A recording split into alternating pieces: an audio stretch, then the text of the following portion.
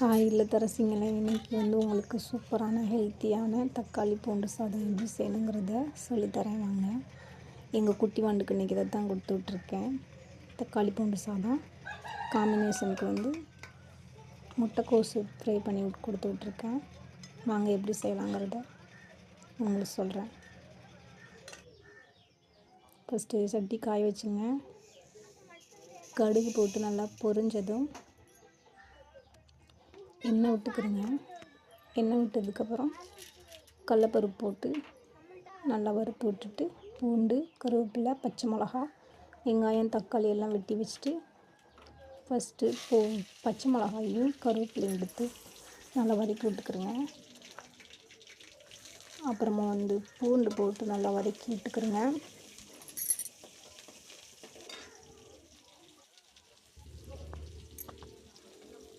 நல்லா வதங்கினதுக்கப்புறம் வெங்காயத்தை போட்டு நல்லா வதக்கிக்கிறேங்க.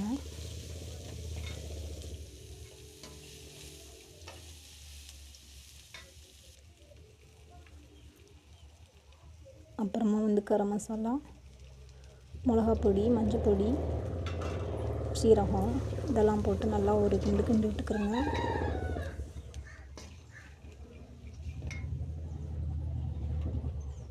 அதுக்கப்புறம் நல்லா தக்காளியை நல்லா கொட்டி வதக்கி விட்டுக்கிறேங்க.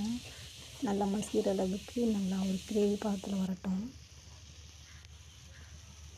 தேவையான அளவு உப்பு போட்டுக்கிறேங்க.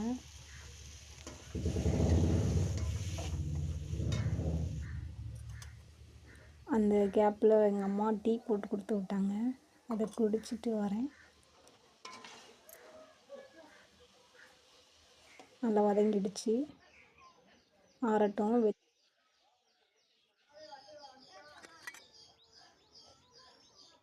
அந்த கேப்பில் வெளியில் போய் நல்லா வேடிக்கை பார்த்துட்டு அந்த டீயை குடிச்சிட்டு சாப்பாடு ரெடி ஆகிடுச்சுங்க.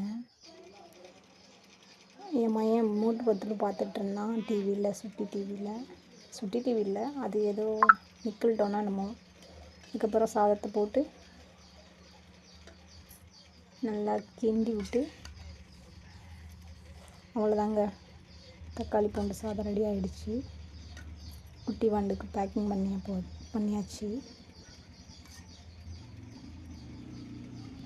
வாங்க சாப்பிட்லாம். இந்த மாதிரி குழந்தைங்களுக்கு வாரத்தில் ஒரு வாட்டி செஞ்சு கொடுங்க. உடம்புக்கு ரொம்ப நல்லது. வயிற்று புண்ணெல்லாம் ஆற்றும்.